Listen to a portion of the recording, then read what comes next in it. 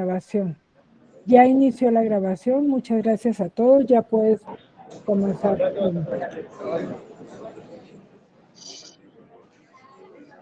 Pues buenas noches a todas y todos los compañeros.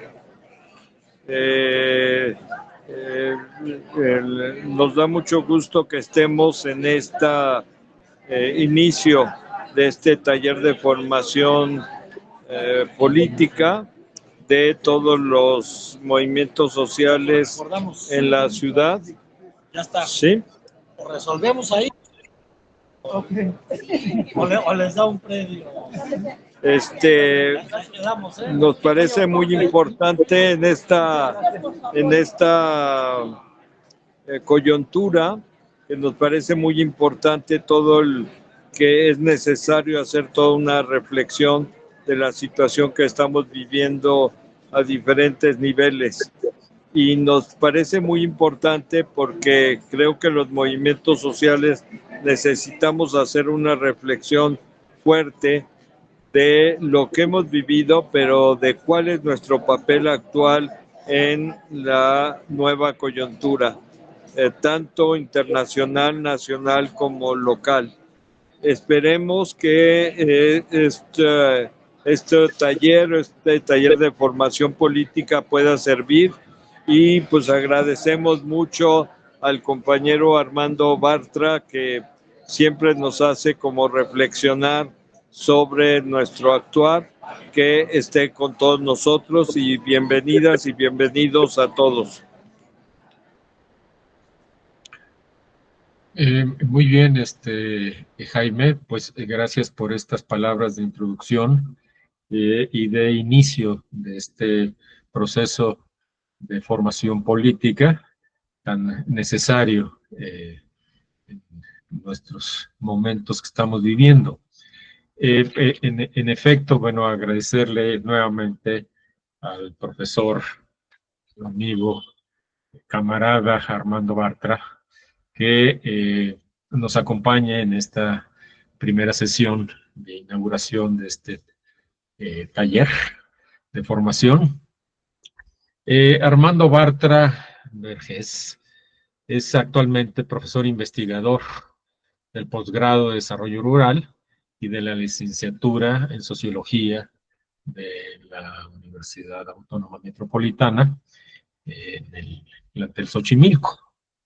Él voy a hacer un semblante muy breve, ¿verdad? Y algunas referencias sobre su trabajo de Armando. Él es originalmente filósofo por la Facultad de Filosofía de la UNAM y también fue profesor en esta facultad. Fue a su vez profesor en la Facultad de Economía de la UNAM, en el seminario del Capital de Marx, que fue donde yo tuve la oportunidad de conocerlo, ¿verdad? En el seminario allá por los 73, 74. Y también él fue el que diseñó, junto con Julio Moguel, si no recuerdo mal, el seminario de la cuestión agraria, muy novedoso también en la Facultad de Economía. Ha sido profesor en la Escuela Nacional de Antropología, también profesor en la UAM de Antropología Social, director del Instituto de Estudios para el Desarrollo Rural Maya durante mucho tiempo, Circo Maya, también conocido. Es investigador a nivel nacional 3. Ha sido asesor del Consejo Nacional para Evaluar la Política de Desarrollo Social, el Coneval, mientras existió. Es director del suplemento mensual de la Jornada del Campo, del periódico La Jornada.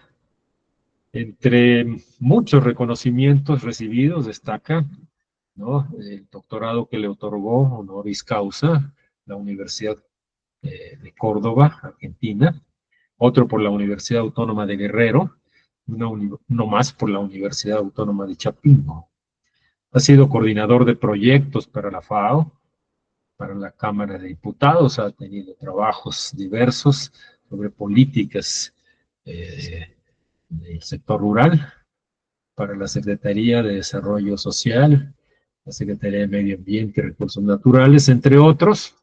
Autor de decenas de libros y centenas de artículos. Bueno, es muy difícil, ¿no?, hacer un recuento de la cantidad de trabajos que ha publicado Armando. Pero mencionar algunos que tal vez valen la pena, ¿no?, como Repensar lo rústico, aporte a una teoría del campesinado contemporáneo, El fin del principio, hacia la segunda etapa de la 4T, ¿no?, El principio de la segundo piso de la 4T, creo que lo está por escribir, ¿no? El segundo piso. Un ensayo sobre José Revueltas, otro trabajo sobre la izquierda mexicana, sobre los movimientos sociales revolucionarios, un trabajo muy conocido sobre Guerrero Bronco, algo que habíamos mencionado hace rato, ¿no?, un trabajo sobre el zapatismo con vista al mar, el socialismo maya de Carrillo Puerto, otro trabajo sobre Somos Tosepan, El fin de la fiesta, El fantasma del hambre.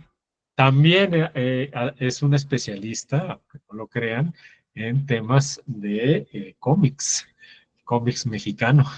Tiene algunos trabajos publicados, ¿verdad? Uno de ellos, ¿no?, El fin de la fiesta. Los Burrón, Espejo de la familia mexicana, ¿no? Otro trabajo sobre el fin de la fiesta, El fantasma del hambre, Hacer milpa, La invención de Mesoamérica, hacia una alianza social de Mesoamérica, sobre la reforma agraria sandinista, y bueno, cantidad de publicaciones relacionadas sobre el campo mexicano, sobre el campo de América Latina y sobre la situación del campo hoy en el mundo. Pues agradecemos mucho, ¿no?, la presencia de Armando. La idea es de que puedas hacer tu presentación, Armando, pues en el transcurso de unos 40 minutos, ¿verdad? Y después podemos entrar a un momento de preguntas, muchas de ellas pues las vamos a recibir para que podamos darle algún cierto orden, y pensamos que el tiempo que se lleve a cabo este primer taller puede andar por el orden de 1h30, 8h30, ¿no?, dependiendo de cómo te sientas también. Y pues adelante, Armando, vamos a empezar. Bien, buenas noches a todos, a todas. Gracias, Bernardo, por tus palabras, lo cual me preocupan un poco porque muestran la enorme dispersión que ha sido mi ya muy larga vida. Pero bueno, espero que eso no impida que en algunos temas pueda yo ser un poquito más persistente que en los demás. Me da mucho gusto poder estar en la inauguración de este proceso que creo hoy inicia de formación política, y que esto provenga de los movimientos sociales. Creo que es un actor fundamental y a este actor pienso dirigirme. Y estuve pensando cómo abordar los temas. El tema que me parece que hay que abordar son la 4T, sus logros, sus pendientes y sus problemas, los problemas mayores que enfrenta. Y en la reflexión sobre cómo abordarlo para ustedes, pensé que algo que yo había preparado y que presenté hace unos días en Venezuela, en Caracas, Venezuela, con motivo de la reunión del Foro de Sao Paulo, del grupo de trabajo del Foro de Sao Paulo, donde están representados delegados de todos los países de América Latina y buena parte de los países del Caribe, es decir, de la mayor parte de los países de nuestra América. Yo tuve que presentar un trabajo en donde tratara de poner en pocas palabras relativamente lo que ha sido la experiencia de México en los últimos 6 años. Y este trabajo para latinoamericanos, para gente que no son mexicanos, que no conocen México, me parecen ahora adecuados para ustedes, porque yo sé que ustedes, igual que yo, hemos vivido los temas de los que voy a hablar, pero probablemente no los hemos puesto en orden, no los hemos puesto juntos. Y ponerlos juntos es algo que a mí me resultó muy útil para un público latinoamericano. Espero que sea útil también para un público mexicano. Y pues esto es lo que voy a leer. Voy a leerlo además para tratar de sujetarme a los 45 minutos que tenemos para la exposición. Y voy pues sin más a empezar. El postneoliberalismo mexicano se encuadra, lo sabemos todos, en lo que hemos llamado cuarta transformación, porque antes hubo otros tres grandes vuelcos sociales que fueron a la vez cortes, rupturas. La independencia, que separó a la colonia de la metrópoli, la reforma, que separó al Estado de la Iglesia, y la revolución, que separó el poder político del poder económico. La presente mudanza debió quitarle una vez más el poder político a la oligarquía, que se lo había reapropiado, lo que permitió comenzar a desmantelar el neoliberalismo y a edificar una economía moral de bienestar. Giro histórico que supone no solo un cambio de gobierno, sino un cambio de régimen, la refundación del Estado mexicano. Para hacer operativo el nuevo paradigma socioeconómico post-neoliberal, era necesario un nuevo pacto social que se expresara en una nueva constitución. Pero a diferencia de Venezuela, de Bolivia, de Ecuador, en México el primer gobierno del cambio no empezó convocando a un constituyente como algunos pensábamos que podía ser.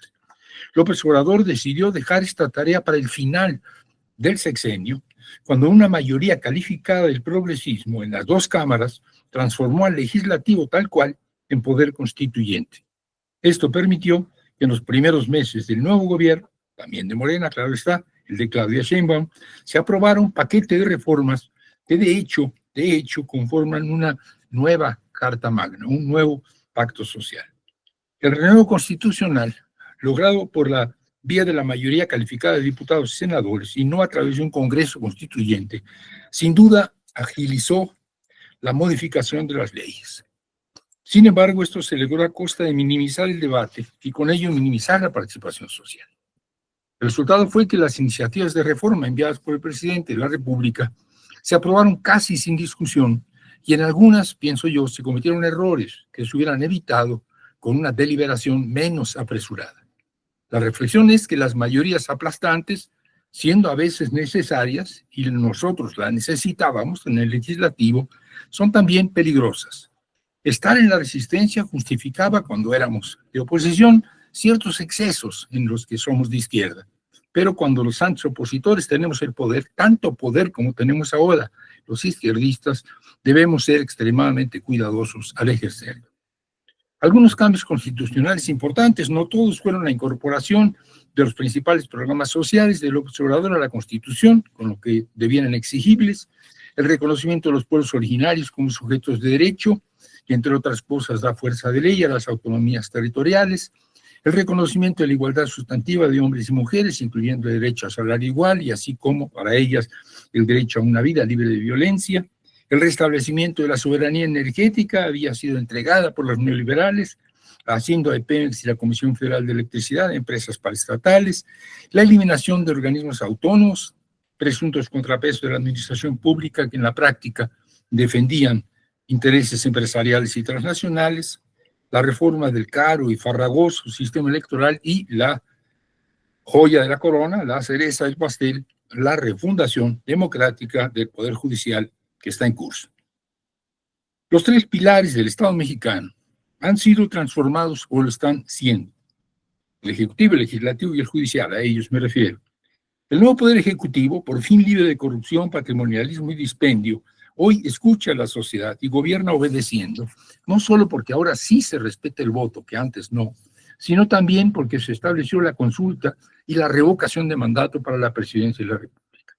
En cuanto al legislativo, este ya no será el espacio del sistemático e irracional bloqueo opositor a las reformas progresistas, que fue en los años del sexenio anterior, pues en las elecciones de 24, Morena y sus aliados lograron más de 2/3 de las curules en las dos cámaras, una mayoría calificada que, como acabo de decir, cuando se ejerce, hace del legislativo un poder constituyente, un nuevo legislativo, el que tenemos hoy.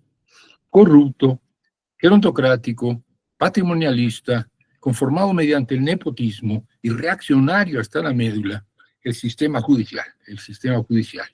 El sistema judicial mexicano estuvo siempre al servicio de los gobiernos conservadores, de los empresarios, de las transnacionales y recientemente de los capos del narco. Esto cambiará dramáticamente en los próximos meses y años, pues los jueces y magistrados serán electos por voto popular previa selección de los candidatos por sus méritos. Hay un cuarto poder, el sesgo conservador y la deshonestidad profesional del periodismo mercenario. Y este sesgo, esta deshonestidad son más difíciles de erradicar, pues el cuarto poder, el mediático, es parte de la sociedad civil, no es parte del Estado. Sin embargo, el gobierno de López Obrador lo contrarrestó con mucha eficacia mediante una inédita política de comunicación social, cuyo eje eran las diarias conferencias de prensa matutinas, estas conferencias sostenidas con un lenguaje claro, directo y coloquial. Con las comparecencias tempraneras, primero los pobres se extendió de ser política de desarrollo a ser política de comunicación, al hacer del presidente de la República hacia estos, hacia la mayoría de la población, hacia los pobres y a los trabajadores, una figura cálida, convincente, entrañable, a la que los insultos, diatribas y calumnias de los medios conservadores no hacían mella.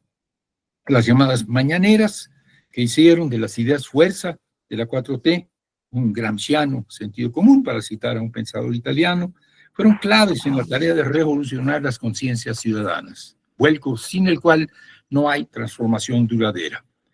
A este nuevo imaginario político se le ha llamado humanismo mexicano, porque al fetichismo del mercado, a la idolatría de las mercancías, hacen del neoliberalismo un antihumanismo, un culto a las cosas, y a este culto a las cosas, a este fetichismo, a esta idolatría de las mercancías, había que oponer el respeto primordial a las personas, había que oponer un humanismo. ¿Y por qué mexicano? Simple y llanamente porque el humanismo clásico occidental es individualista y el nuestro es comunal. Pero había que rescatar la soberanía. La refundación del Estado mexicano hubiera estado incompleta si no se recuperaba la soberanía. Formalmente soberano, el pueblo de México no lo era en la práctica, pues los gobiernos neoliberales habían malbaratado la soberanía a cambio de espejitos.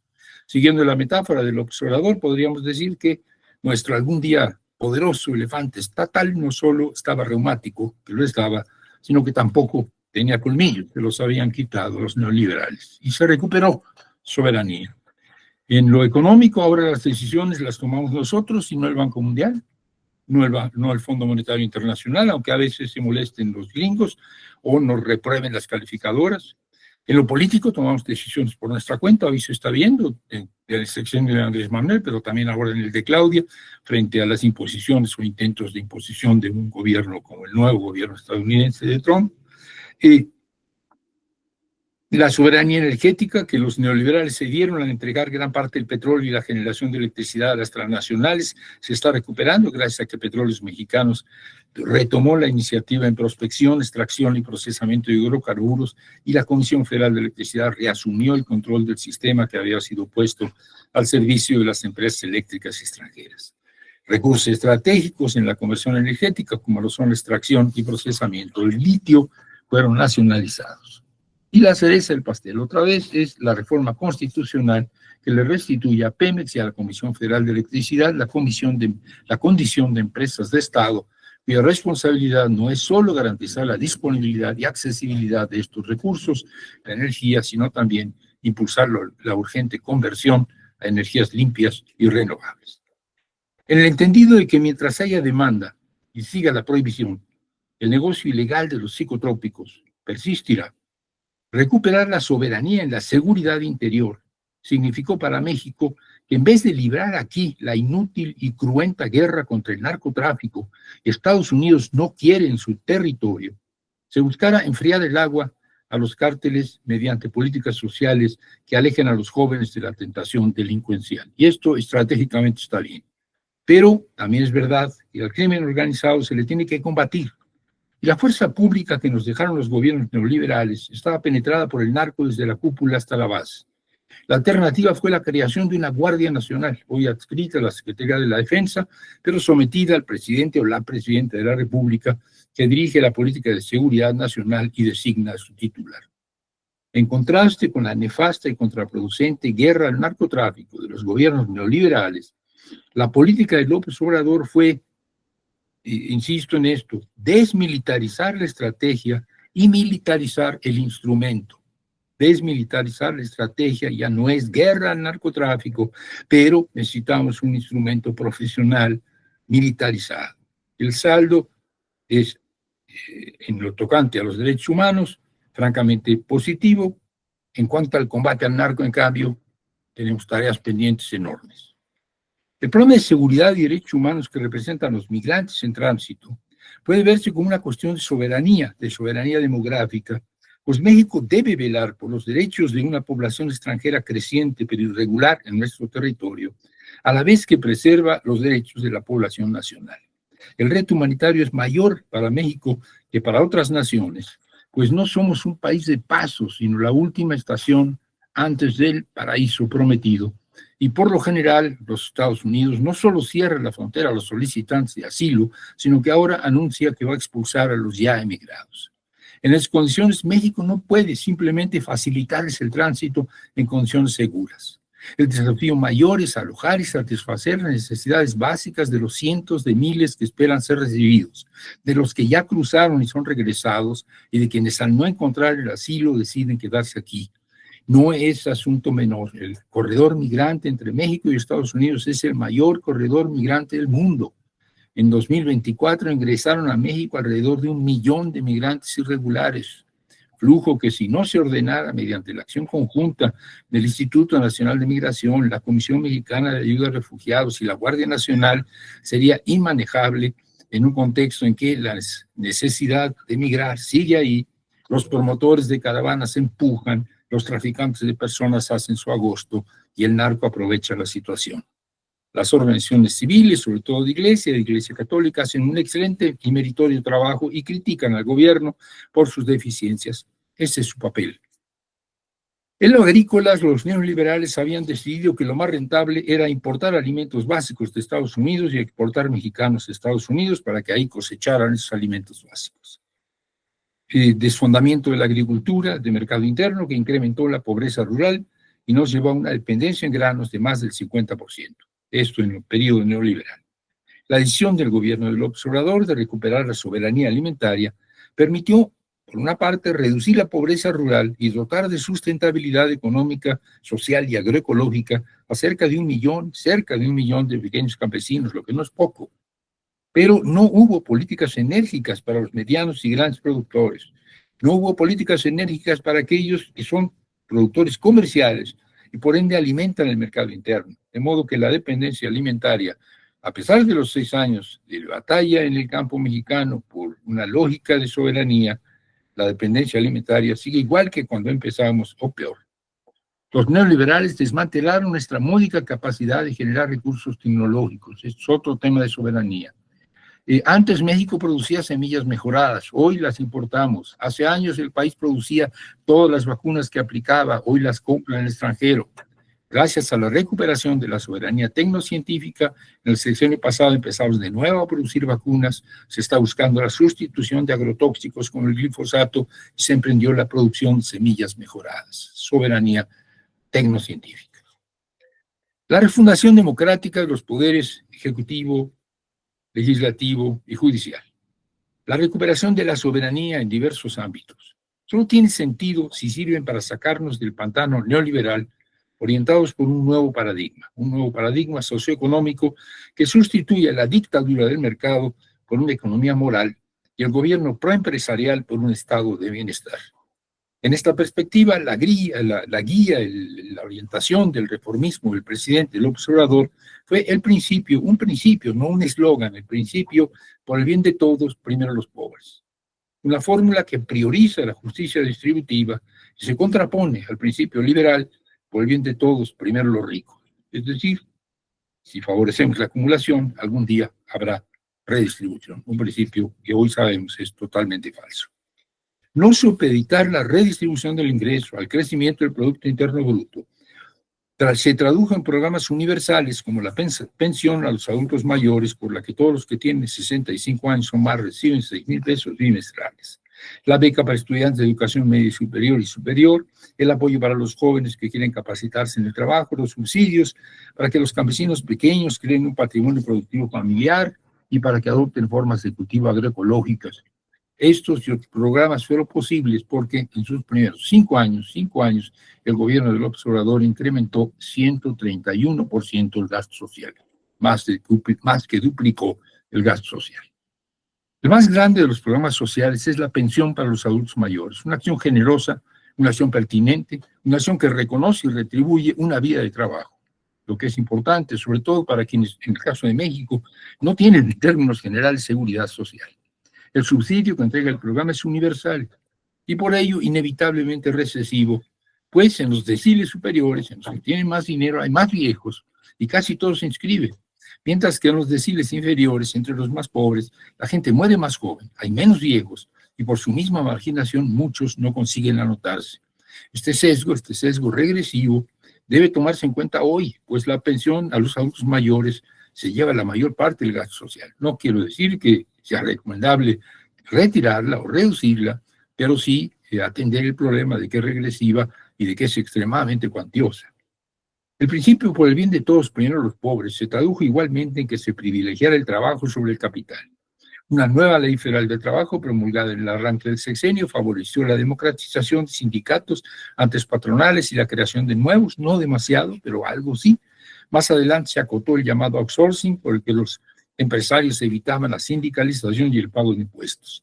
Pero lo más importante fue el incremento de 110% del salario mínimo entre 18 y 24, y tenemos un incremento adicional, invirtiendo una trayectoria que por décadas había disminuido en términos reales en cuanto a su capacidad adquisitiva al salario mínimo.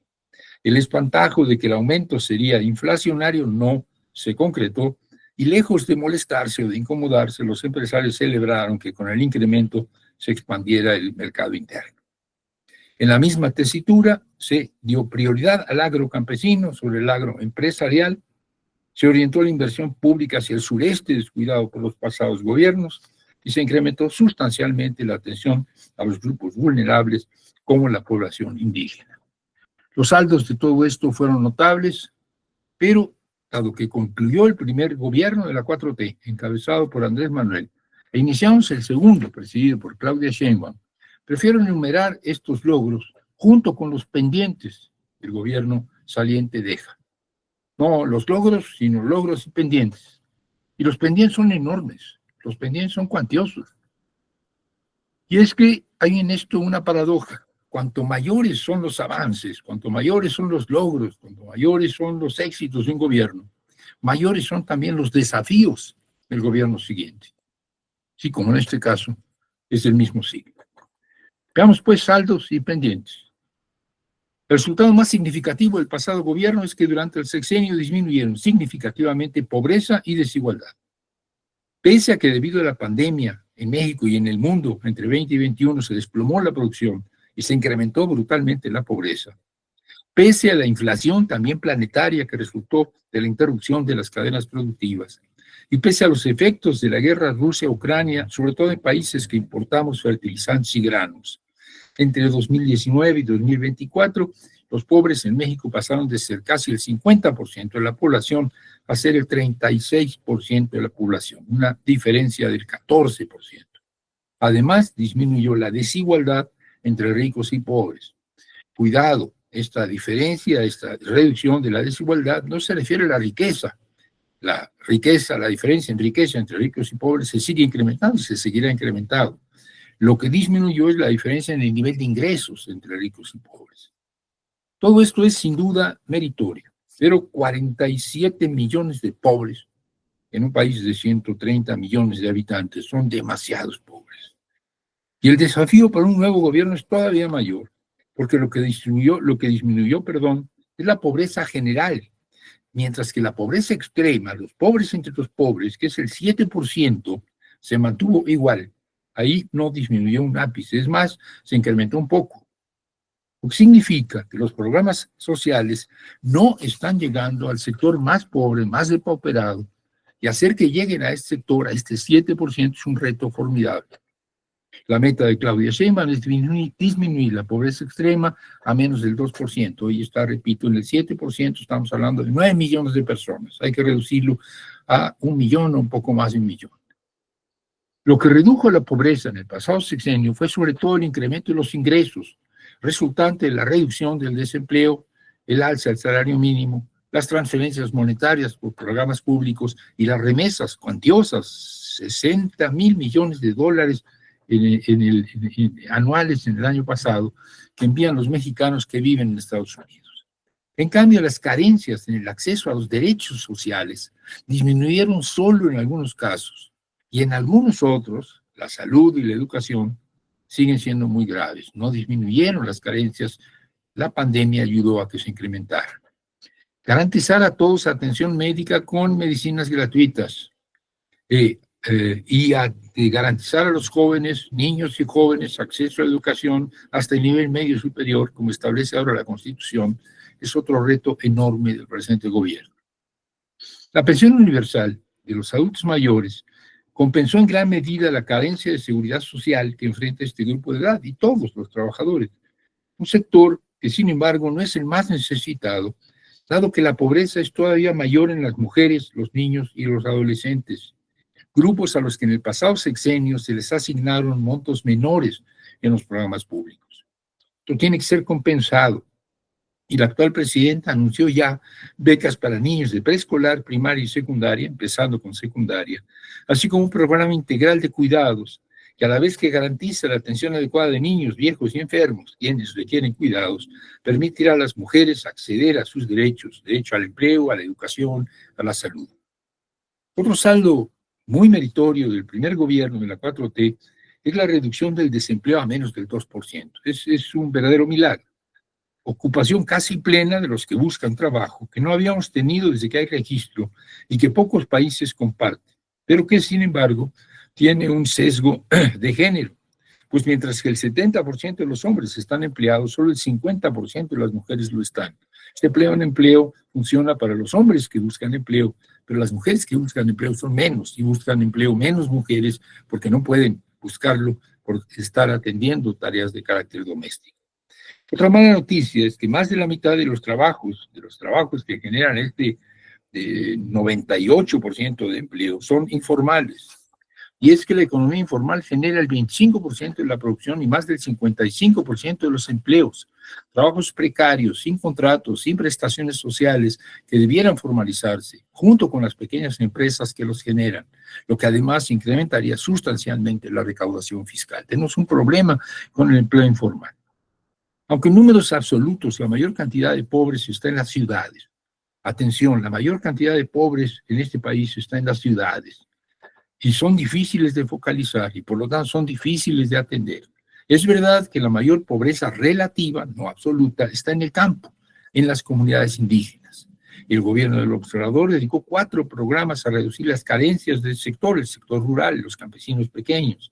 Sembrando Vida, que al promover mediante acompañamiento técnico y subsidios el establecimiento de parcelas con siembras anuales, frutales y maderables, busca fomentar la agricultura campesina, económica, social y ambientalmente sustentable. Producción para el Bienestar, que además de transferencias monetarias impulsa la conversión agroecológica de los productores pequeños mediante asistencia técnica. Fertilizantes para el Bienestar, que entrega abonos, lamentablemente en su mayor parte químicos, y precios de garantía, que ofrece pagos remunerativos a los pequeños agricultores y que fue un escándalo porque se descubrió en él corrupción. Debido a estos programas, sin embargo, y a otras acciones, la pobreza rural se redujo de 17 a 16 millones de personas. 1 millón de personas en el campo salieron de la pobreza. Y gracias a las comunidades de aprendizaje, en el caso de Sembrando Vida, y las escuelas campesinas, en el caso de Producción para el Bienestar, se crearon cerca de 30,000 colectivos de trabajo de 25 o 30 personas cada uno, germen quizá de una nueva camada de organizaciones productivas campesinas. No es poca cosa, estamos hablando de 30,000 colectivos, estamos hablando de cientos de miles de campesinos organizados en pequeños colectivos de producción. Logros plausibles que, sin embargo, no tocan directamente la parte más lacerante, más preocupante de la pobreza rural, que son los jornaleros agrícolas. Estamos hablando de 3, 4, 5 millones de familias con trabajos itinerantes, que a las bajas remuneraciones y pagos al estajo sigue la falta de escuelas, la ausencia de servicios de salud, la precariedad de las viviendas y el manejo de agrotóxicos y medidas de protección. La nueva presidenta ya anunció un programa integral destinado a quienes no son estrictamente campesinos, pues no trabajan tierras propias, pero son ciertamente los que levantan la mayor parte de las cosechas, en particular las cosechas de exportación, los jornaleros, las jornaleras. México es el octavo país en exportaciones agroalimentarias, el octavo, siendo las más importantes el tequila, la cerveza, el aguacate, los frutos rojos, el jitomate, el ganado, parte del ganado en pie, lo que no es un mérito del pasado gobierno, sino de las administraciones neoliberales que fomentaron con tierras, aguas y subsidios la agricultura orientada al mercado exterior. Pero, sea quien sea, el hecho es que la agroexportación en este momento genera cientos de miles de empleos e ingresos en divisas del orden de 50,000 millones de dólares al año. 50,000 millones de dólares al año, somos el séptimo, octavo, según el año, país agroexportador o exportador de bienes agroalimentarios. El problema es que se trata de una agricultura social y ambientalmente predadora que sobreexplota tanto a los jornaleros como a la naturaleza. Inducir su conversión a la sostenibilidad socioambiental no será fácil y sin embargo es factible, pues se han diseñado y probado manejos que hacen sustentable y a la vez rentable la producción extensa e intensa. No todo es milpa en la vida, también hay conversión agroecológica de los grandes productores y hay que impulsarla. Hoy son un desastre. Contrastante con el milagro exportador es la caída de la agricultura del mercado interno y el explosivo incremento de la dependencia en alimentos, que hoy es de más del 50%. La política rural del primer gobierno de la 4T se proponía reducir la pobreza en el campo y lograr la autosuficiencia alimentaria. Lo primero se consiguió, pero en lo segundo, lejos de avanzar, retrocedimos. Del 18 a 23, la producción nacional de granos disminuyó en 10%, siendo de 14% la caída del maíz, de 40% brutalmente la del frijol. Ciertamente en esto ayudó el problema de las lluvias, la escasez de lluvias en Zacatecas, Jalisco y los lugares donde se produce frijol en abundancia. En el mismo lado, la productividad del campo disminuyó en un 5%, no aumentó la productividad, sino que disminuyó. Repito, los efectos del cambio climático influyen en estos malos resultados, pero también el que los programas para el campo se hayan dirigido a los campesinos pequeños, que producen mayormente para el autoconsumo, y no a los medios y grandes, o no también a los medios y grandes, que son comerciales y abastecen el mercado interno. Este es un enorme reto para el gobierno de Claudia Sheinbaum, que también se ha propuesto lograr la autosuficiencia, pero ella con más prudencia, únicamente en el maíz blanco para consumo humano, no transgénico, en el frijol y en el arroz. En los demás granos se ha buscado incrementar la producción, pero no garantizar la autosuficiencia. Y todo esto en el marco de una economía insatisfactoria. Los anteriores son sin duda buenos resultados sociales, muy buenos resultados sociales, que sorprendentemente se lograron en el marco de un desempeño económico claramente insatisfactorio. Un lento crecimiento, atribuible por una parte al golpe que representó la pandemia, aunque también a factores estructurales. De 2019 a 2024, el acumulado del Producto Interno Bruto creció menos de 6%. Esto es apenas la mitad de lo que en promedio creció el Producto Interno Bruto en los 3 sexenios anteriores. En los sexenios de Fox, en los sexenios de Calderón, en los sexenios de Peña Nieto, en promedio, el Producto Interno Bruto creció el doble de lo que creció en el sexenio de Andrés Manuel. La pandemia, repito, es un factor importante, pero no el único. Y aquí tenemos una paradoja. Por 6 años, México logró redistribuir significativamente el ingreso. México logró reducir la pobreza en un contexto de estancamiento económico. Un milagro que hay que aplaudir, pero que no se puede sostener. Es una tarea mayor de Claudia Sheinbaum sortear los obstáculos que frenan nuestra economía, pues a la larga no se puede redistribuir ingresos sin crecer. Y los obstáculos no son pequeños. De otros gobiernos progresistas de América Latina se ha dicho que son extractivistas, se ha dicho que su economía se primarizó y conceptos que luego de manera fácil y simplona algunos quieren aplicarle a nuestro país. No hay tal. En México no hay extractivismo ni primarización como modelos dominantes de nuestra economía. México tiene una minería y una agroexportación importantes, pero la economía no es primario exportadora, sino básicamente industrial. El 32% del PIB es industrial, el 59% es de servicios y el sector primario es mucho menor.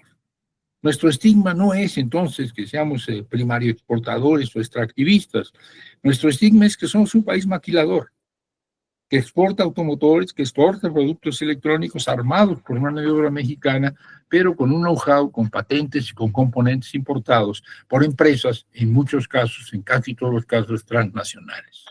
Si queremos seguir empleando un concepto descriptivo pero impreciso como es extractivismo, habría que reconocer que a México lo que se le extrae al país y a los mexicanos, no son sus recursos naturales, es decir, renta, sino que lo que se les extrae es plusvalía laboral.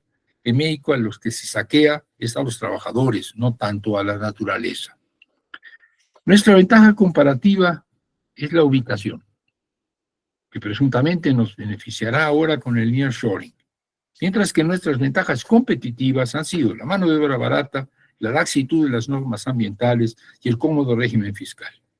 En verdad, la ubicación es privilegio, pero también maldición, pues con casi 3.200 kilómetros de frontera con Estados Unidos y el 85% de nuestros intercambios comerciales con este país, donde hay un altísimo porcentaje de mexicanos y donde nos une un muy asimétrico tratado comercial, el TMEC, del que también forma parte Canadá, estamos uncidos, atrapados a la economía del imperio, que nos impone el ritmo y cuyos tropiezos o decisiones afectan dramáticamente a México.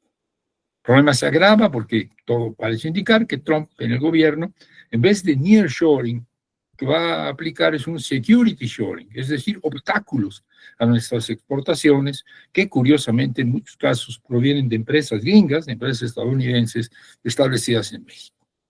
Otra paradoja económica del gobierno de Andrés Manuel es que logró incrementar significativamente la recaudación fiscal sin aumentar los impuestos. Milagros siempre. La captación durante el sexenio fue de 23 billones de pesos, 17% más que en el sexenio anterior, que en el de Peña Nieto, sexenio en el que sin embargo hubo mayor crecimiento. Y este incremento de la recaudación, a pesar de un crecimiento más lento, se consiguió incrementando no los impuestos, sino la eficiencia recaudatoria. La eficiencia recaudatoria en el gobierno de Andrés Manuel se triplicó, 3 veces más eficiente la recaudación. Es decir, se incrementó el ingreso fiscal haciendo que los ricos pagaran lo que no pagaban, es decir, que los ricos ya no pudieran evadirse.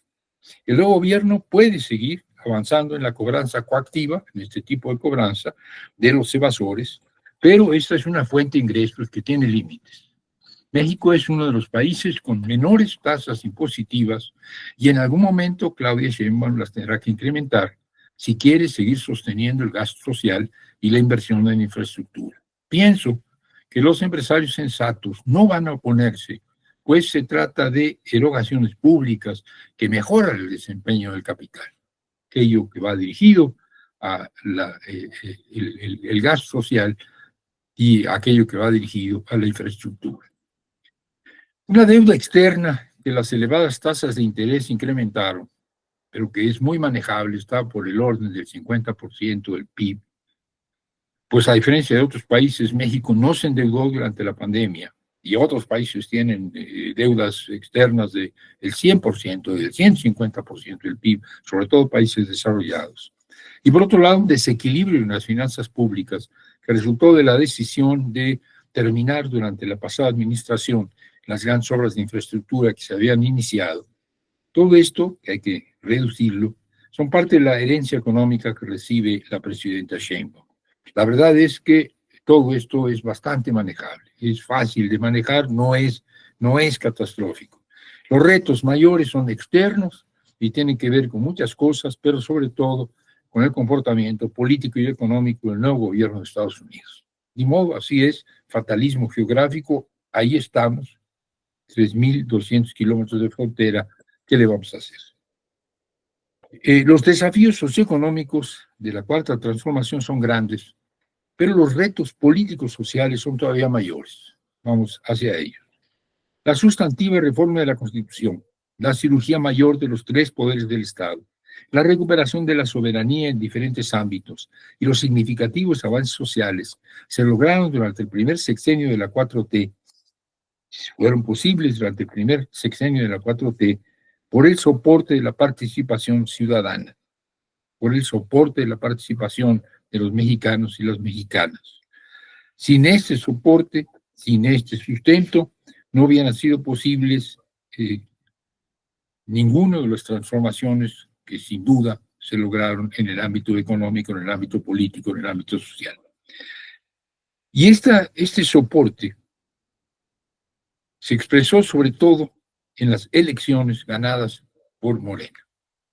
Éxitos comerciales, éxitos electorales que han hecho de este partido, lo he dicho una y otra vez, algunos se molestan porque yo haga esta afirmación, éxitos electorales que han hecho de Morena el organismo electoral más exitoso del mundo. Fundado en 2014, 4 años después, Morena y su candidato, Andrés Manuel, ganan la presidencia de la República con 30 millones de votos, el 53% de los emitidos. Tomen en cuenta que es un país donde no hay segunda vuelta, no se acumulan los votos, sino que es el voto específico por este candidato. En la misma elección, Morena y sus aliados consiguen mayorías legislativas en las dos cámaras y se llevan las gubernaturas de 3 estados y de la Ciudad de México. Estoy hablando del 18. Aunque con menos legisladores en las elecciones de medio camino, estamos hablando de diputados, que son los que se eligieron entonces, Morena conserva la mayoría en esa cámara. En cuanto a los gobiernos estatales, el número de los presididos por Morena se incrementa durante todo el sexenio.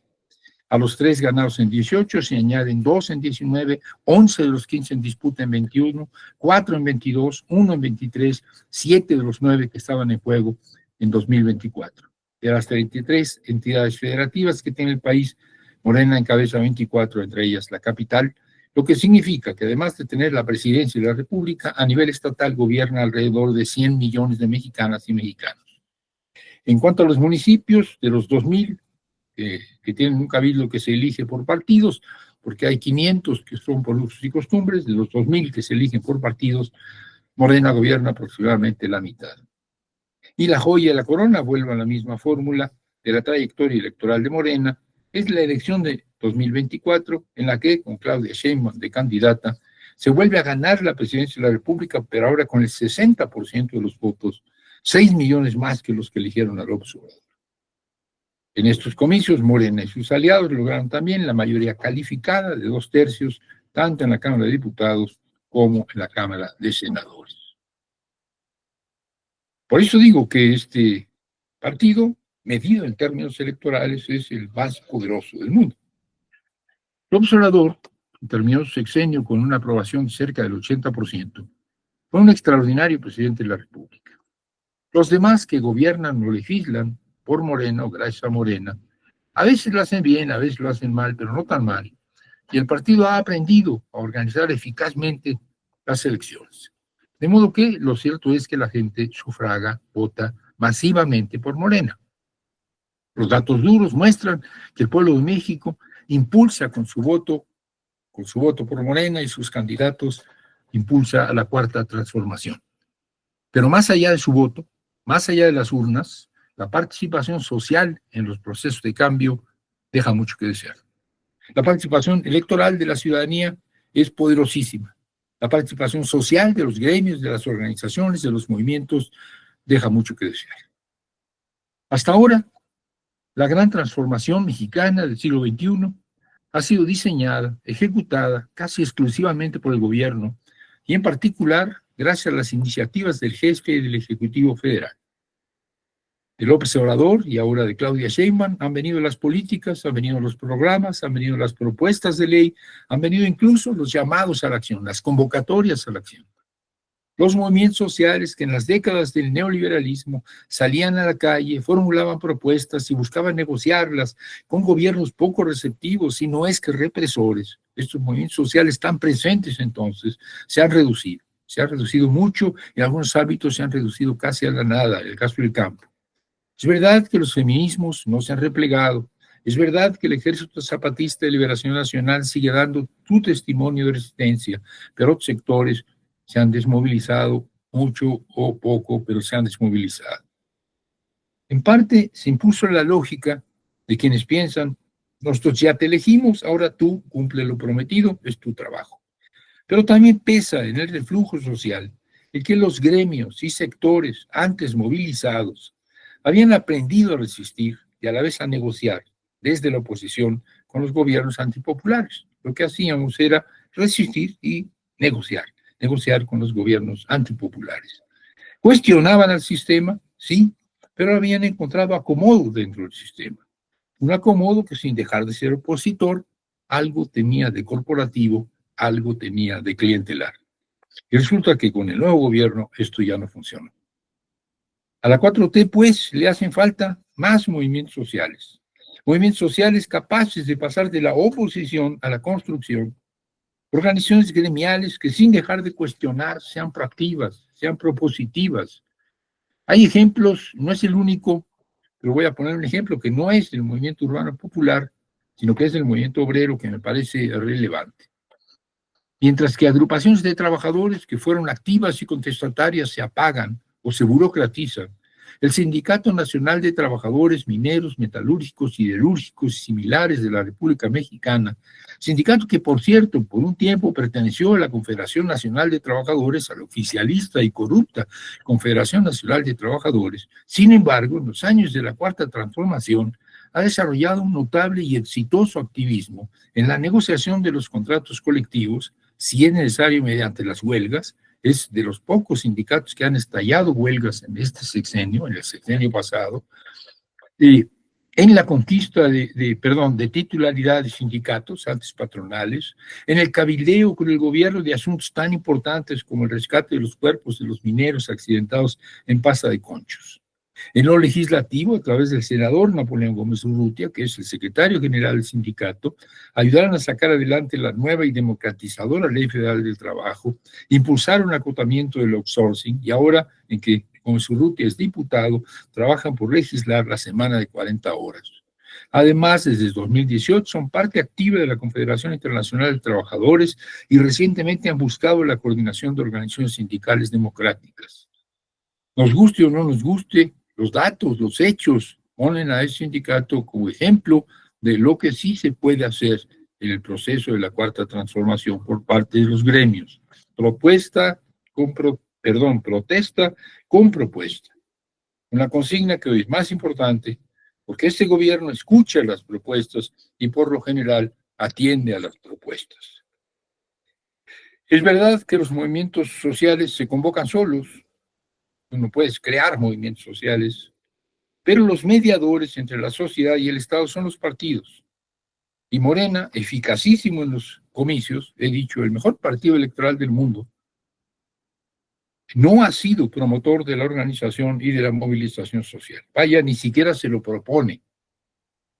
El que desde su fundación decidió ser un partido movimiento, partido comprometido con el activismo popular, devino un partido puramente electoral, un muy buen partido electoral, hay que decirlo, pero nada más. Y esta unilateralidad es peligrosa, pues todos lo sabemos, en las grandes transformaciones históricas siempre se combina el activismo arriba con el activismo abajo, con la movilización social. El riesgo es que nuestras revoluciones devengan pasivas, en el sentido en que Antonio Gramsci, vuelvo a citarlo, lo plantea. Acciones transformadoras en las que los gobiernos realizan sin las masas populares los cambios que estas masas antes movilizadas, pero ahora quietas, hicieron posibles. Un cambio de sujeto, eran los movimientos los que demandaban, es ahora el gobierno el que ejecuta, sin los movimientos que, según Gramsci, necesariamente lo pervierte. El fascismo hubiera sido o fue una expresión de esto. No me consuela, pero lo cierto es que la pobre agencia de los partidos de izquierda y el reflujo social son fenómenos indeseables que se presentan en muchos países de gobierno progresista cuando los liderazgos carismáticos en interacción directa con los sectores populares sustituyen a los actores políticos y sociales que los llevaron al poder. Pensemos en Lula, pensemos en en Evo, pensemos en Correa, pensemos en Cristina en algún momento. En este segundo ciclo del curso emancipatorio subcontinental, habrá que trabajar para que las organizaciones sociales y los partidos cumplan su función. Y en el caso de México, la carismática encarnación de la Cuarta Transformación, que ha sido López Obrador, nos facilita extraordinariamente las cosas. Nos facilita extraordinariamente las cosas yéndose a la chingada. No es una decisión trivial. Es la única forma de evitar que el potente liderazgo personal que fue necesario en el primer sexenio del cambio, no hubiéramos tenido lo que tuvimos, no hubiéramos ganado la elección del 18, no hubiéramos perseverado después del desafuero en la elección del 16, en la elección del 12, sin la personalidad carismática de Andrés Manuel. Pero esto que fue necesario en el primer sexenio del cambio no debe transformarse en un obstáculo para la plena apropiación social del proceso emancipatorio. Tanto en la sociedad como en el partido se debe transitar del momento maquiavelano, diría yo, Maquiavelo, que hablaba de un nuevo príncipe individual, al momento gramsciano, Antonio Gramsci, que hablaba de un nuevo príncipe, sí, pero un nuevo príncipe colectivo, un nuevo príncipe encarnado en un partido y en organizaciones y movimientos sociales. La presencia política activa de un líder como Andrés Manuel hubiera dificultado la tarea. Él decidió irse. Lázaro Cárdenas, el mejor y más aprobado presidente de la posrevolución, decidió que al terminar su sexenio se iría a una isla. Así lo escribió en su diario. Terminando el sexenio, dijo, 4 o 5 semanas antes de que terminara, me voy a una isla. Me voy a una isla y no voy a participar en política, ni voy a hablar de política, ni voy a entrevistarme con nadie. Cárdenas no se replegó, no de inmediato, porque debido al estallido de la Segunda Guerra Mundial tuvo que aceptar encabezar la Secretaría de la Defensa y defender Baja California de una presumible intervención estadounidense. ¿Y por qué lo hizo? ¿Por qué tomó esta decisión de replegarse? Cárdenas había contribuido a derrocar a Porfirio Díaz. Y Porfirio Díaz, que había sido el adalid del antirreeleccionismo, el antirreeleccionista del siglo XIX, gobernó el país directamente durante 34 años, carajo. Y tuvo que enviar al exilio Cárdenas a Plutarco Elías Calles, que habiendo participado en la revolución con la consigna madrista de sufragio efectivo, no reelección, gobernó directamente o a trasmano durante 10 años. Cárdenas tenía el ejemplo de los que habían pregonado la no reelección y que sin embargo se reelegían. Y por lo tanto decidió irse a una isla y lo hizo después. Fue la esfinge, se quedó callado. López Obrador, quien conoce bien la historia del país, pero también el curso de los liderazgos latinoamericanos, decidió hacer lo mismo que Cárdenas. Por el bien de México, así lo dijo Cárdenas, retirarse de la política activa. Gracias, Andrés Manuel. Ahora a ver cómo le hacemos. Termino. La cuarta transformación es el progresismo al modo mexicano. Tenemos un progresismo en América Latina desde 1998, en que Hugo Chávez gana la elección en Venezuela, y durante todo el siglo, lo que llevamos del siglo XXI.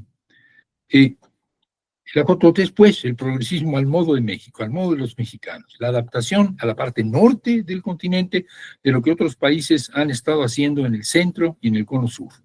Hay, por lo tanto, muchas semejanzas, pero también algunas diferencias que puede ser útil señalar. Lo primero es que llegamos tarde.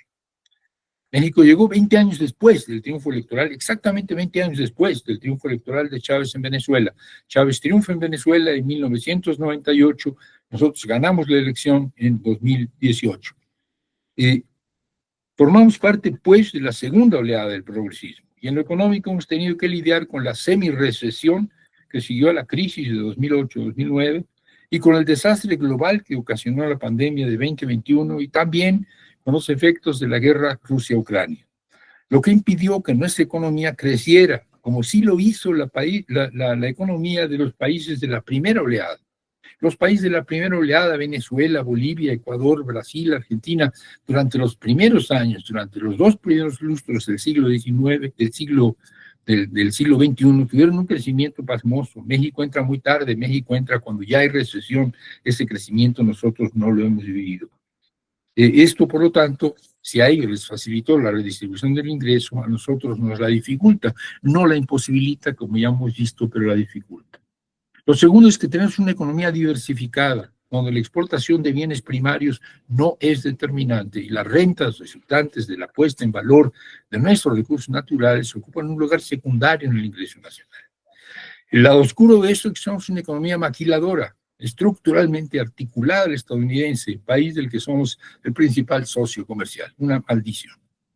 Sin duda, podemos y debemos diversificar nuestros intercambios comerciales, pero dado que cuando menos por un tiempo no podemos escapar, porque no es un problema de voluntad, del entrevero entre el veridoso destino del norte y nosotros, el mayor desafío es manejar de la mejor manera posible la muy dispareja relación. Entre otras cosas, tratando de hacer valer nuestra condición latinoamericana, un subcontinente que ya no es el patio trasero de los Estados Unidos, pero que Estados Unidos necesita para equilibrar su relación con otros grandes bloques económicos. Necesitamos apostarle a lo que un economista brasileño, Rui Mauro Marini, llamó cooperación antagónica. La cooperación antagónica, la cooperación con alguien que es nuestro antagonista, lo cual es riesgoso porque el vecino es prepotente, es veleidoso y ahora imprevisible, pero no podemos volverle la espalda. Volverle la espalda a nuestro vecino es que nos clave el puñal. Necesitamos verlo de frente. ¿Qué le vamos a hacer? Geografía es destino. En lo político, el problema mayor de muchos gobiernos progresistas es que teniendo a la izquierda el poder ejecutivo, en el legislativo dominan los conservadores. Unas derechas que si no pueden defenestrar a los presidentes, cuando menos les dificultan gobernar. Esto sucede en la mayor parte de los gobiernos progresistas. Los golpes blandos de Brasil contra Dilma, de Perú contra Pedro Castillo, fueron operados por el poder legislativo. Hoy, tanto Lula en Brasil, como Gustavo Petro en Colombia, como Gabriel Boric en Chile, tienen al legislativo en contra. Y lo mismo sucede en Centroamérica con los gobiernos de Xiomara Castro en Honduras, de Bernardo Arévalo en Guatemala. México es, entonces, una notabilísima excepción. La mayoría en ambas cámaras que tuvo López Obrador durante su sexenio le permitió gobernar y pasar leyes pese a la oposición, pese a que estos opositores decidieron no negociar como minoría, sino oponerse por principio. En la elección de 24, en la que se renovaron tanto los diputados como senadores, la izquierda se propuso conseguir 2/3 o más de las curules en ambas cámaras, sumando a la alianza Juntos Haremos Historia, Morena, Partido Verde Ecologista y Partido del Trabajo, a candidatos provenientes de otras formaciones políticas, pero dispuestos a incorporarse a la 4T. El resultado fue mayoría calificada en las dos cámaras, sin que, pienso yo, el precio político pagado haya sido demasiado grande. Hay un precio político que pagar, no creo que haya sido cuantioso, pues los tránsfugas de otros partidos, a los que aquí llamamos chapulines, no fueron tantos ni tan indeseables. Ya veremos. Morena y sus aliados hoy son clara mayoría frente a las derechas, y Morena es dentro de la alianza, dentro de su coalición, sin duda, el partido hegemónico. Otro efecto, y con esto termino, de la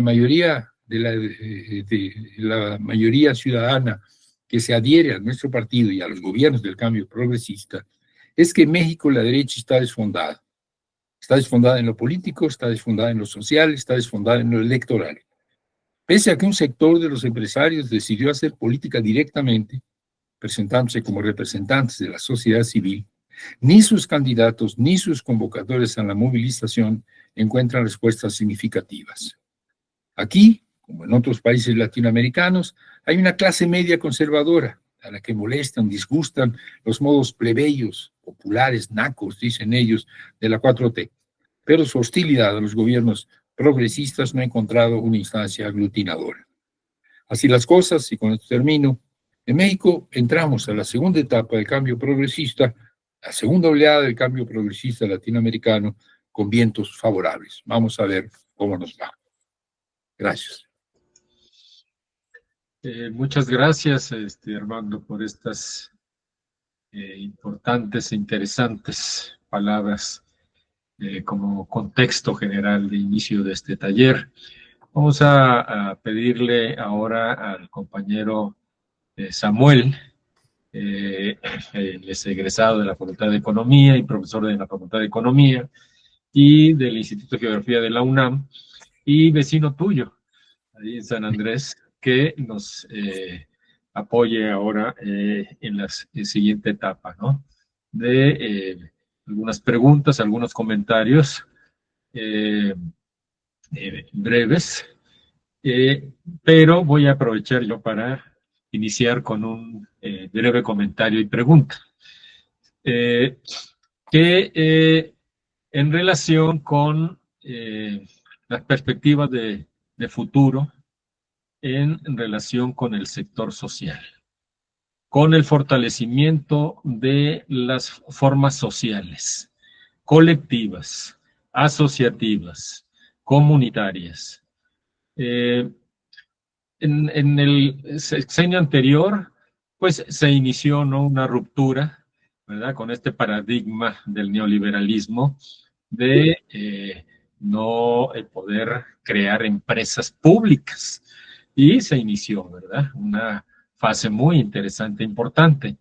Lo que yo quiero preguntar es, particularmente, sobre todo para el sector rural, pero no solamente, también para la industria, la posibilidad de fortalecer formas asociativas entre el sector público y el sector social, como formas para fortalecer la perspectiva, ¿no?, de productiva, organizativa,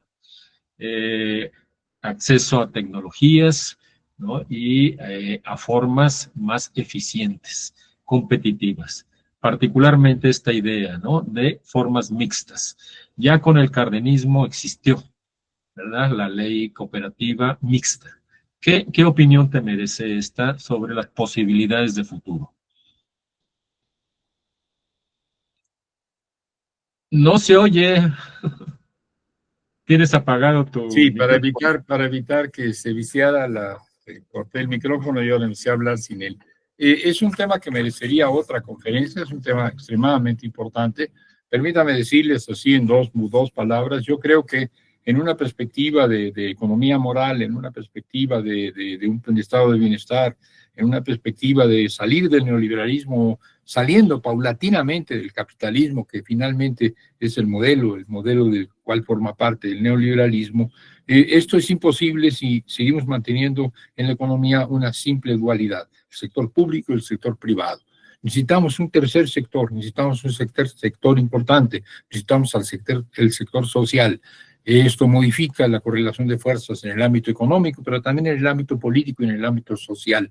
No solo es una cuestión de justicia, no solo es una cuestión de bienestar, no solo es una cuestión de acceso al trabajo, al empleo y a una vida digna, sino que es un problema de correlación de fuerzas. No es únicamente la economía del Estado y la economía privada la que juntos van negociando el modelo de desarrollo, con una economía social importante, con una economía de cooperativas o de cualquier otra forma importante, esto se equilibra mucho más. Y esto es perfectamente posible. Ahora, en el caso de lo que se ha hecho hasta ahora, yo creo que no ha habido un impulso fuerte, no ha habido un impulso decidido al cooperativismo. He escuchado algunos planteamientos de Claudia y algunos de los puntos de los 100 puntos en donde está claramente planteado, pero hay un ejemplo que a mí me parece, porque es mi tema, que es digno de ser tomado en cuenta. Es el sector campesino. En el sector campesino me parece que más que en ningún otro sector es evidente la necesidad de las formas asociativas. Si no queremos que desaparezcan los pequeños productores, si no queremos que desaparezcan los campesinos de menos de 5 hectáreas o de un poco más de 5 hectáreas, es necesario que estos se organicen. Si no lo hacen, si no se organizan, no tienen futuro. Entonces, la organización colectiva, la organización social y solidaria de la economía campesina es absolutamente indispensable. Y en este gobierno se han hecho avances. Lo mencioné muy rápidamente antes, lo vuelvo a mencionar ahora. En 2 programas, sobre todo Sembrando Vida y también Producción para el Bienestar, a través de las escuelas campesinas, las SECAS, y en el otro caso, las comunidades campesinas de aprendizaje, los CACs, se han organizado cerca de 1 millón de campesinos en agrupaciones, en colectivos de economía asociativa. ¿Son de gobierno? Sí, son de gobierno. ¿Están ahí porque han sido inducidos por programas públicos? Sí. ¿Van a desaparecer cuando desaparezcan esos programas públicos? En el caso de Sembrando Vida, se están haciendo esfuerzos para que no desaparezcan y para que empiecen a caminar por cuenta propia, para que cuando abandonen el paraguas gubernamental, es decir, se termina el subsidio, hay un aterrizaje suave y luego un despegue. ¿Cuántos van a aterrizar de manera suave y no se van a estrellar contra el piso y van a despegar? No lo sé, pero ese es el esfuerzo. Y si esto fuera así, estaríamos hablando de 30,000 colectivos de economía social en el campo mexicano, que eso es muy, muy importante. En otros ámbitos también lo es, en otros ámbitos hay menos avances, hay que trabajar en ello.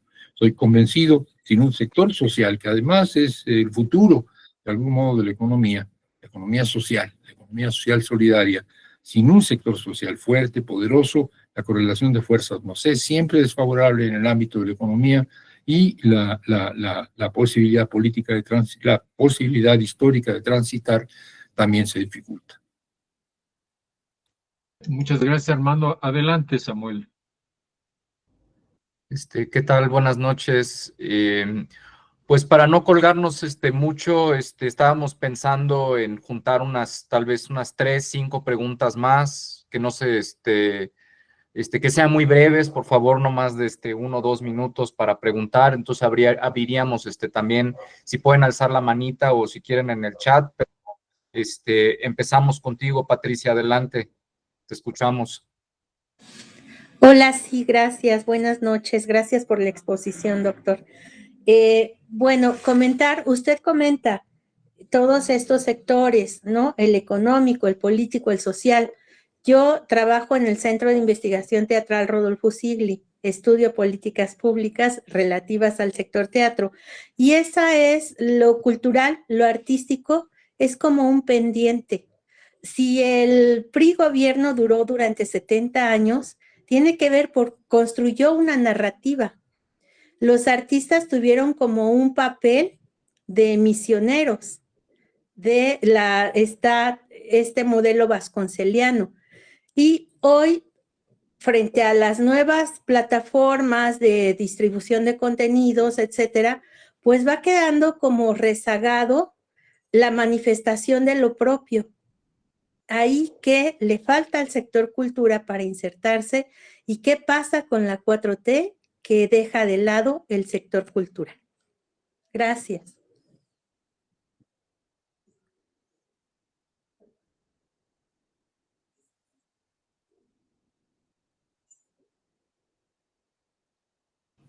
Perdón, las acumulamos las preguntas, ¿no? Sí, adelante. Veo a Eurídice con la mano alzada, entonces adelante, Eurídice. Sí, muchas gracias. Tiene que ver con bueno, agradezco el panorama. Yo creo que realmente es un muy buen balance de retos y posibilidades, pero con respecto a las ciudades, que es como el centro de nuestra acción y nuestra reflexión, este dato de que se asienta en las ciudades la pobreza, sigue creciendo la pobreza, tendría que llevarnos a pensar en un horizonte más amplio de acción.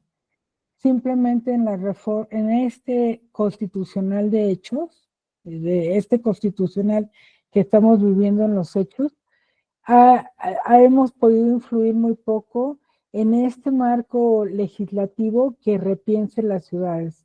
Si habría uno o dos puntos a insistir, hemos planteado muchas cosas con respecto al suelo, a la producción social de la vivienda, pero hemos propuesto poco con respecto a esto, a la condición de vida de la mayoría de sectores en las ciudades. Pienso desde ciudades fronterizas, intermedias, no solo la Ciudad de México. Si hubiera alguna reflexión al respecto, muchas gracias.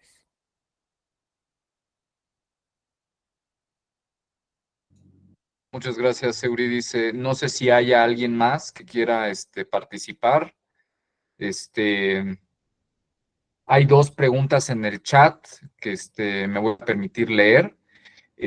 Una es que esto es más una pregunta respecto a si pudiera compartir el texto que leyó para darle lectura más detenida por la audiencia. Y hay una pregunta que dice: buenas noches, ¿hay alguna propuesta, además de Sembrando Vida, para fortalecer el campo o sector rural, pensando en caminar hacia la soberanía alimentaria? Gracias. Esas son las dos preguntas del chat.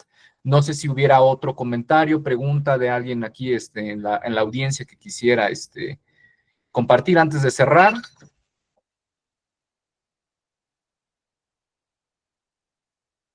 No veo más participaciones. Pues hay una más. No, parece que no. Sí, No, Mari, Mari adelante. Rose. Mari Rose, y cerramos contigo, Mari. Hola, buenas noches. Pues felicitar porque la verdad es una información muy interesante y precisamente en base a eso me gustaría saber si existiría o podríamos plantear alguna teoría cómo pasar del trabajo informal a hacerlo de una manera más solidaria con el mismo ambulantaje y todo esto, pero también generadora de ingresos para la ciudad, porque se concentran a veces los intereses de ese trabajo informal, entre paréntesis, tempulpos, que son líderes de comerciantes, y las mismas autoridades, ¿no? Que se ha permitido crecer todo este tipo de actividad. Y en materia de justicia social, pues al final de cuentas son empleados, muchos de los que manejan ahora sí que el ambulantaje y el trabajo informal, ¿no? Entonces, a lo mejor, ahora sí que en todo su análisis de marco internacional, si existe alguna experiencia, cómo se puede llegar a transformar este tipo de trabajo y generar también ingresos y justicia social para todas esas personas, ¿no? De una manera formal, entre paréntesis, o alguna propuesta. Muchas gracias. Muchas gracias, Mari. Ya cerramos con esas preguntas. Adelanto, Armando, muchísimas gracias Y por la pues, espera. bueno, agradezco las preguntas. Como siempre, las buenas preguntas son preguntas que no tienen respuestas fáciles. Si las tuvieran, entonces no estaríamos aquí. Pero bueno, el tema del arte y la cultura en las políticas públicas, sí estoy convencido de que México ahí tiene una trayectoria como en muchos otros ámbitos, muy plausible en cuanto al papel de los trabajadores de la cultura, de los maestros en primer lugar, pero también de los pintores, de los músicos, de los teatreros, en general los promotores o creadores de cultura, como pioneros, como impulsores de la revolución, de las conciencias, diríamos ahora, en el ámbito popular. Hay cosas muy notables y hay errores también evidentes, pero esto se fue perdiendo. Yo creo que no podemos decir que veníamos con una política cultural en la que los creadores de cultura o los promotores, artistas o promotores de actividad cultural eran pioneros a un abandono de la política cultural. Yo creo que la política cultural y el lugar de los trabajadores de la cultura en el contexto político mexicano se fue pervirtiendo como tantas cosas, y lo que nos encontramos cuando se inicia esta cuarta transformación es un ámbito de trabajadores del arte y la cultura, igual que en el sector campesino, igual que en buena parte del sector obrero, más o menos corporativizado, más o menos clientelizado.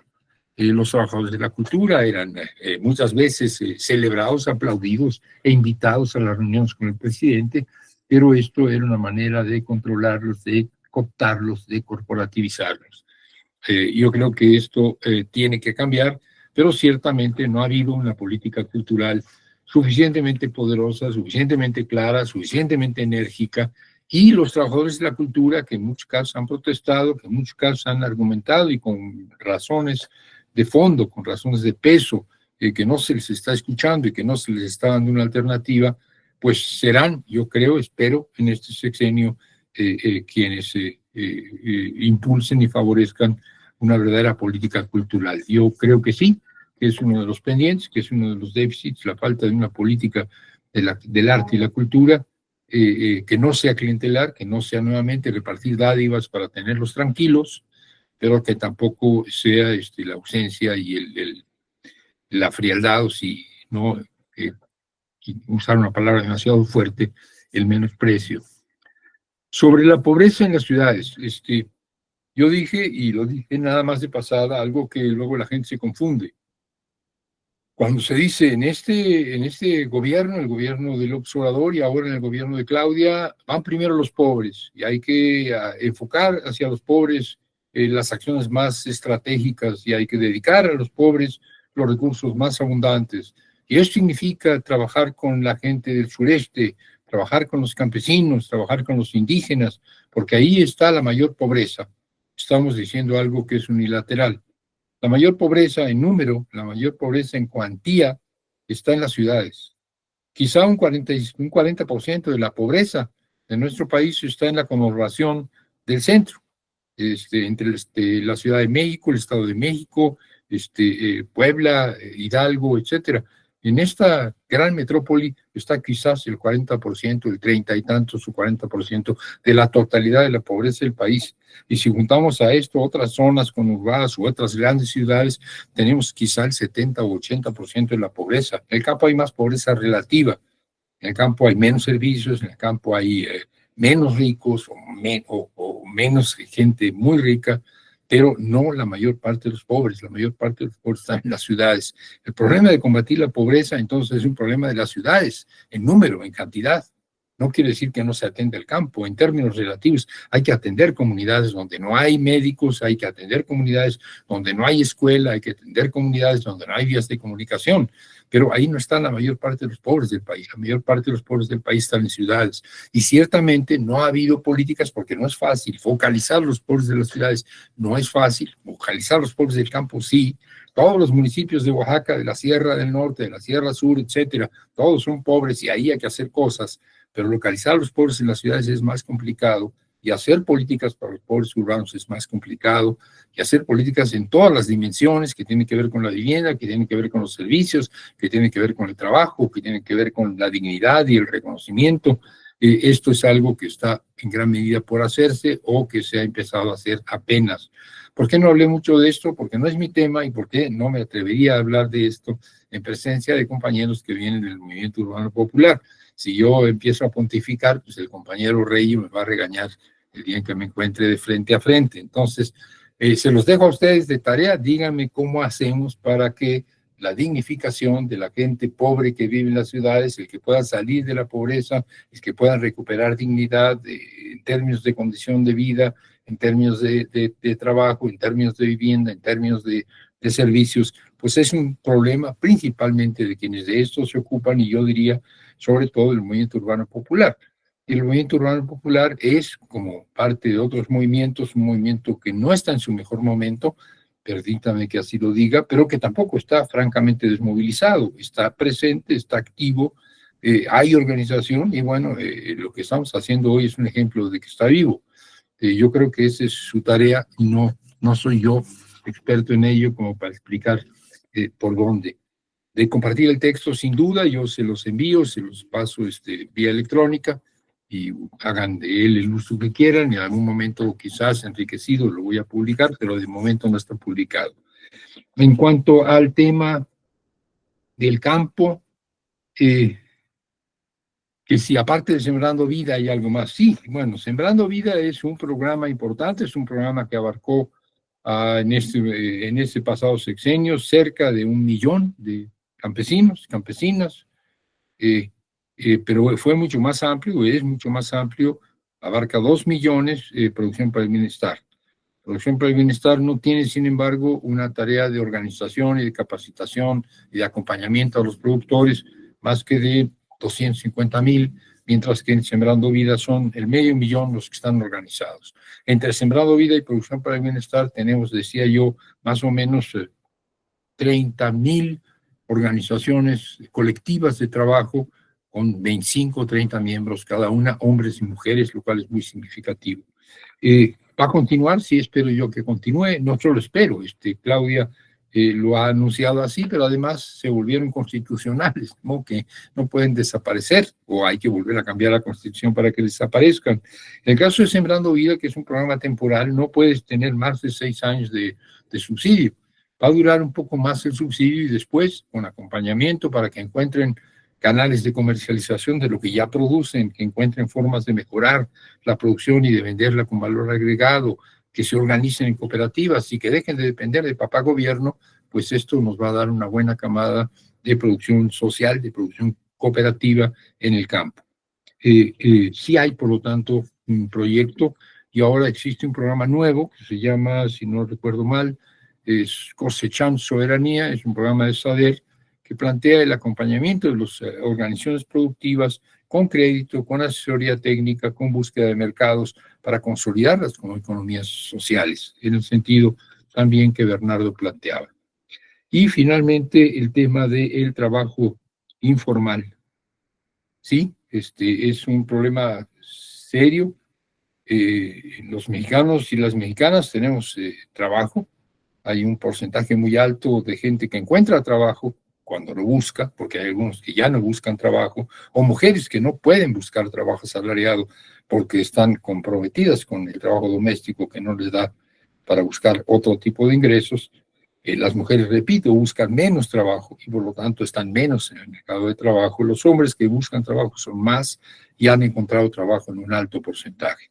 Pero, repito, la mayor parte es trabajo informal. Trabajo informal en microempresas que no se formalizan y que por lo tanto no tienen contrato colectivo, no hay seguridad social, no hay ningún tipo de garantía de que cuando pierdan el empleo y lleguen a edad en que ya no puedan trabajar, van a poder gozar de algún tipo de apoyo, y por lo tanto hay que buscar que se formalicen estas pequeñas empresas. Pero yo creo que esto se embona con el tema de las cooperativas. Las muy pequeñas empresas muchas veces no les es posible, no está en su horizonte el formalizarse, quizá porque son precisamente demasiado pequeñas. O pueden permanecer así, pero en muchos casos creo que se lograrían economías de escala si muchas de estas pequeñas empresas se asociaran.